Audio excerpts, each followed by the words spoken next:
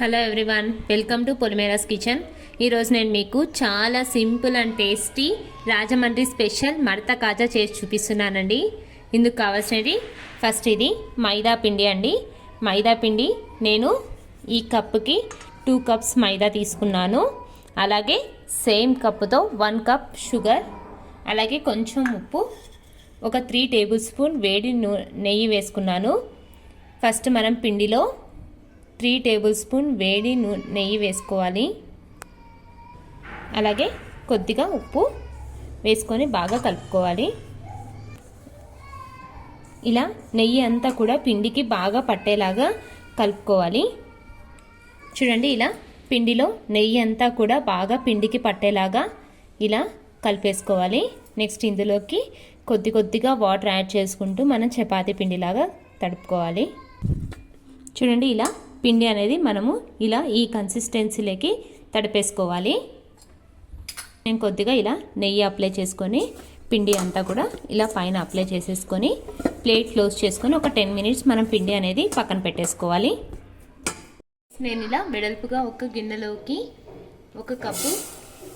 ఒక full cup sugar తీసుకున్నాను. అలాగే హాఫ్ కప్ వరకు వాటర్ వేసుకుంటున్నాను.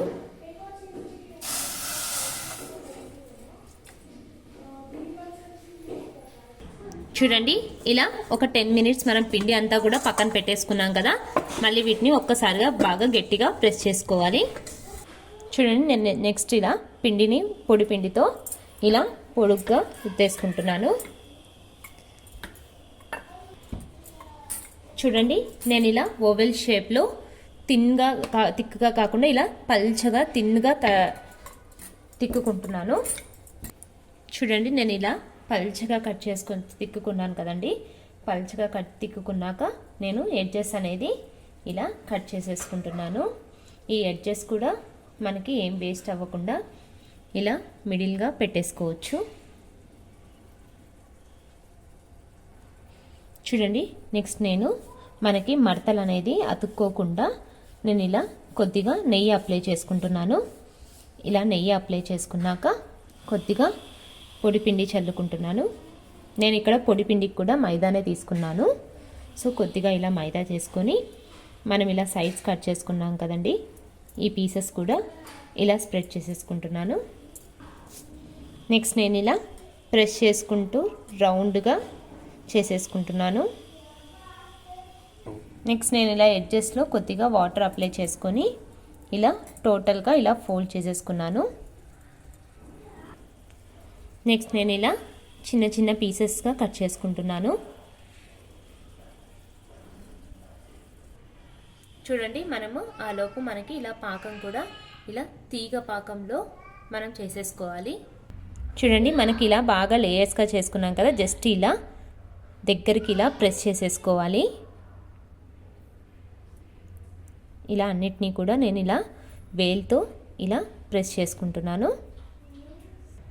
నెక్స్ట్ మనకు నూనె గోరువెచ్చగా ఉన్నప్పుడే మనము ఈ కాజాలన్నిటిని కూడా వేసేసుకోవాలి.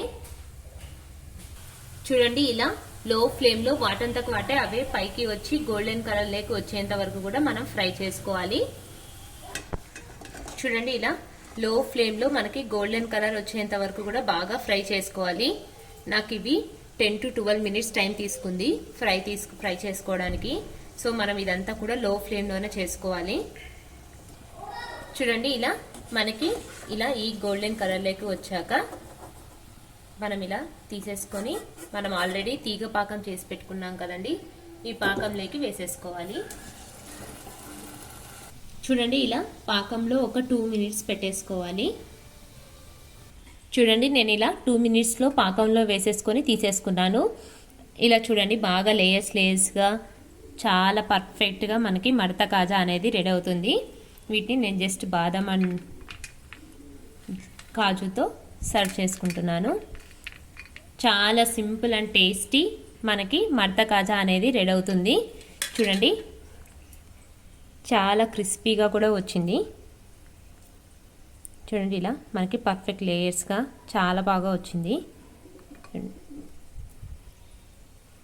మీరు కూడా ట్రై చేయండి. నా ఛానల్ మీకు నచ్చినట్టయితే లైక్ చేయండి, షేర్ చేయండి, సబ్స్క్రైబ్ చేయండి. Thank you.